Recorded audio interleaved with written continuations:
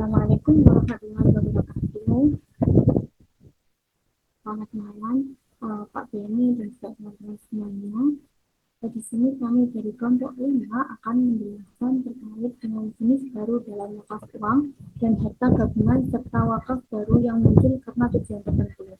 Nah, pada materi kali ini akan dipresentasikan oleh saya sendiri, Alicia Rahmatun Nadia, dengan NIM 040204200019 dan rekan saya Mbak Novitan Jilini dengan NIM 040404200084. Nah, selanjutnya tentang pengertian wakaf akan dijelaskan oleh rekan saya Mbak Novita dan selanjutnya. Pada Mbak Novita, waktu dan layar kami persilahkan. Saya akan menjelaskan tentang pengertian wakaf. Nah, wakaf istilahnya itu banyak ya. Nah, banyak kenapa? Karena banyaknya perbedaan penafsiran. Namun, banyak yang disepakati bahwa pengertian wakaf adalah mempertahankan zat, benda, dan memanfaatkan hasil atau menahan hakikatnya dan memberikan manfaatnya. Namun, banyak dari wakaf itu berbeda karena menurut beberapa mazhab seperti mazhab Maliki, Syafi'iyah, Hanbaliyah, dan Hanafiyah. Yang mana mazhab Hanafiyah yang mana itu mazhab Syafi'iyah, Hanbaliyah, dan sebagian Hanafiyah, mazhab ini berpendapat bahwa wakaf adalah memanfaatkan harta untuk mendapatkan keuntungan darinya dengan menjaga hakikat benda dan memutuskan hak wakif untuk memanfaatkan harta tersebut. Wakif tidak boleh melakukan apapun terhadap harta benda tersebut atau harta yang telah diwakafkan. Nah, setelah itu merubah status kepemilikan harta seseorang, kemudian mewakafkan untuk haknya untuk menjadi hak milik Allah. Jika wakif tersebut meninggal dunia, harta warisan tidak dapat diwariskan oleh sang ahli waris. Gitu. Terus, kemudian wakif membagikan manfaat tersebut yang mazhab Syafi'iyah, Hanbaliyah, dan Hanafiyah itu membagikan harta yang jika wakif ini telah meninggal dunia, harta warisan tersebut tidak dijatuhkan kepada harta waris karena sudah menjadi milik Allah. Nah, oleh tersebut, mazhab ini banyak mendefinisikan bahwa wakaf sebagai tidak mengambil tindakan terhadap suatu benda yang berstatus milik Allah Subhanahu wa taala dengan memberikan manfaatnya untuk suatu kebijakan sosial. Nah, berbeda lagi jika mazhab itu mazhab Maliki, yang mana wakaf ini itu melepaskan harta wakaf dari kepemilikan wakif, tetapi wakaf masih bisa menghalangi wakif untuk melakukan tindakan yang dapat melepaskan kepemilikan atas harta tersebut kepada orang lain, dan wakif wajib memberikan manfaat darinya dan tidak boleh menarik kembali hartanya untuk digunakan oleh mustahik atau penerima wakaf. Nah, terus padahal yang dimilikinya itu berupa upah atau menjadikan hasilnya untuk dijadikan wakaf berupa uang melakukan wakaf yang dilakukan dengan melafalkan kata wakaf untuk jangka waktu tertentu sesuai dengan keinginan pemilik. Dengan kata lain, pemilik harta menahan benda tersebut dan digunakan secara pemilikan. Jadi untuk wakaf maliki ini bisa digunakan atau bisa menjadi hak milik wakif lagi. Tetapi, nah, memperbolehkan hasil harta tersebut digunakan untuk tujuan yang bajik, yaitu kemaslahatan benda secara wajar, sedangkan benda tersebut tetap menjadi milik wakif. Wakaf ini berlaku untuk jangka waktu tertentu dan karenanya tidak diwajibkan sebagai wakaf abadi. Nah, itu untuk mazhab Maliki. Setelah itu, untuk slide ketiga yaitu bagaimana jenis wakaf berdasarkan peruntukan harta yang diwakafkan. Ada beberapa wakaf, yaitu yang pertama berdasarkan peruntukannya, yang mana itu ahli wakaf atau zuhri wakaf atau wakaf alululat. Yang mana itu wakaf ini yang perlindungan terhadap kepentingan dan jaminan sosial di lingkungan keluarga dan lingkungan kerabat memiliki mereka sendiri. Ahli wakaf atau biasa disebut dengan wakaf keluarga adalah wakaf yang dilakukan pada keluarganya dan kerabatnya.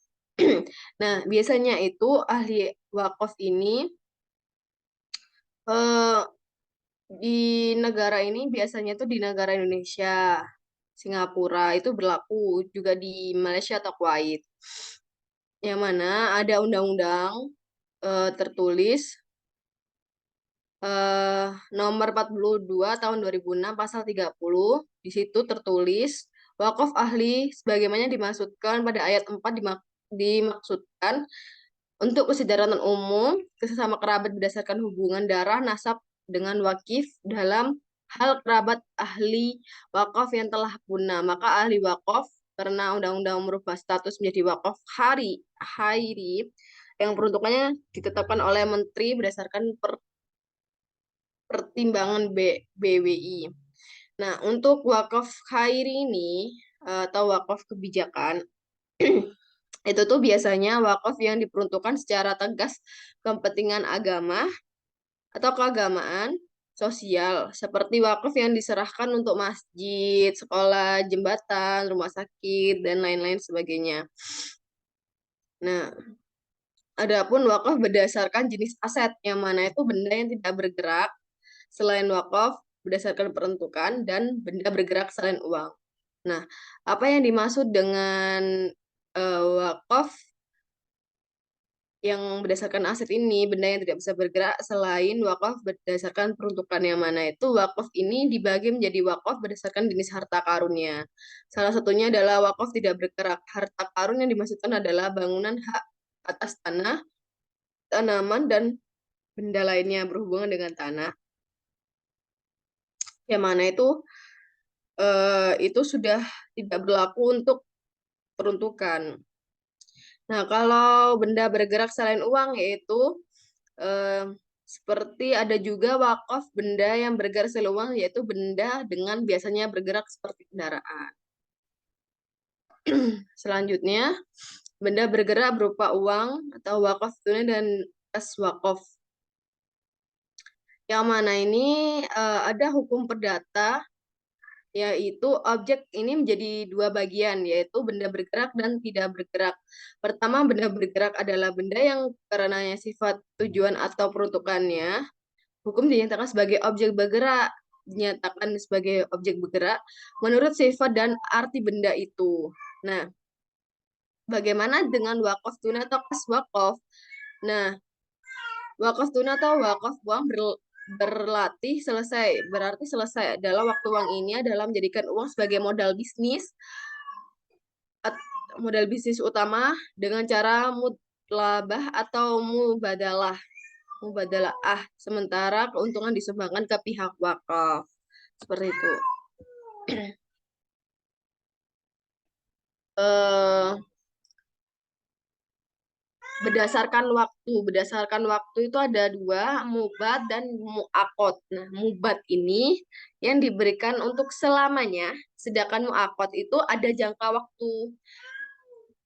Berdasarkan penggunaan harta yang diwakafkan, yaitu ubah syair atau zati.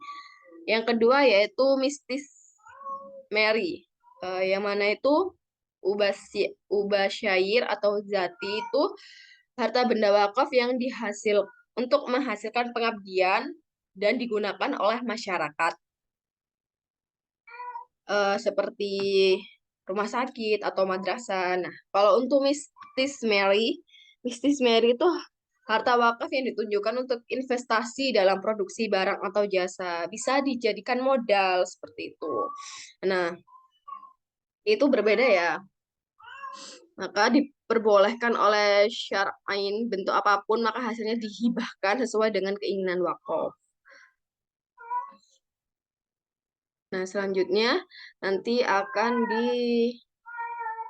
dilanjutkan oleh rekan saya yaitu Alivia. Baik, terima kasih kepada Kak Nafisa.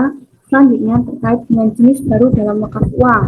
Nah, wakaf uang sendiri memiliki pengertian bahwa suatu aktivitas dalam penyerahan hak milik berupa uang kepada nadir dengan ketentuan bahwa hasil atau manfaatnya digunakan untuk hal-hal yang sesuai dengan syariat Islam dengan tidak mengurangi ataupun menghilangkan jumlah pokoknya. Nah, di era modern saat ini pastinya pengelolaan manajemen wakaf itu juga mengikuti sistem-sistem modern yang ada. Jadi kegiatan pengelolaan wakaf diintegrasikan dengan sistem modern yang telah ada saat ini, terutama terkait dengan wakaf uang yang saat ini tengah digencarkan di Indonesia yang telah diatur dalam Undang-Undang Nomor 41 Tahun 2004, yang mana tentang penerimaan dan pengelolaan wakaf uang dapat diintegrasikan dengan lembaga keuangan syariah. Nah, dalam sistem wakaf uang sendiri itu seorang wakil tidak boleh langsung menyerahkan mauquf yang berupa uang kepada nadir, akan tetapi harus melalui LKS, yang mana LKS tersebut disebut dengan PWU atau penerima wakaf uang. Nah, dalam sistem pengelolaan uang ini tidak banyak berbeda dengan wakaf tanah ataupun wakaf bangunan, yang mana nadir itu bertugas untuk menginvestasikan sesuai dengan syariat yang telah ada dengan satu syarat bahwasanya nilai nominal uang yang diinvestasikan tersebut tidak boleh berkurang.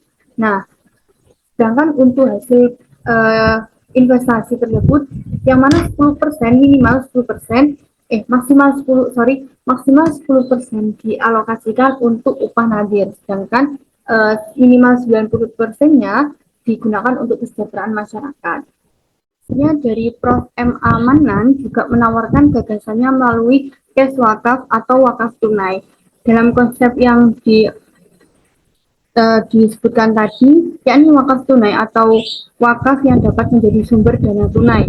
Konsep ini memungkinkan paling tidak dua hal. Yang pertama, yakni wakif tidak perlu memerlukan jumlah uang yang besar untuk diberikan tanah.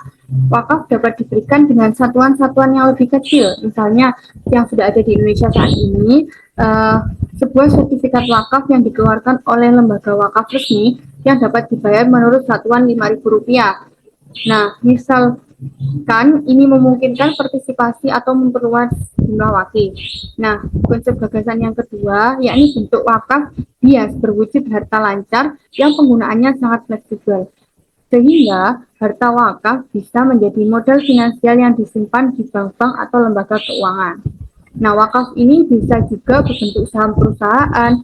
Jadi, seseorang pengusaha bisa mewakafkan berupa saham atau surat-surat berharga lain. Nah, dengan ikut serta dalam program wakaf tunai ini, seseorang telah memberikan kontribusi tidak hanya bagi pengembangan operasional sosial capital market, tetapi juga di bidang investasi sosial permanen. Nah,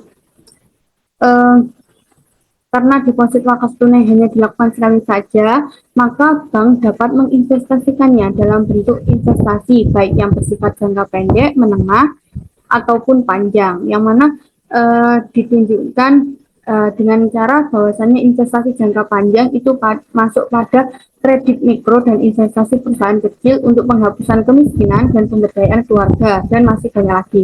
Dan untuk investasi jangka panjang digunakan untuk pada industri kerajinan, industri tenun, industri garmen, permukiman, dan selanjutnya. Dan investasi pada jangka panjang yakni pada berbagai industri berat untuk mendapatkan pekerjaan dan oleh karenanya dapat memberikan kontribusi terhadap perkembangan masyarakat. Itu referensi yang kami gunakan dalam materi presentasi pada hari ini. Nah, mungkin itu saja dari kami. Kurang lebihnya kami mohon maaf. Apabila ada salah kata, mohon dimaafkan. Sekian dari kami. Wassalamualaikum warahmatullahi wabarakatuh.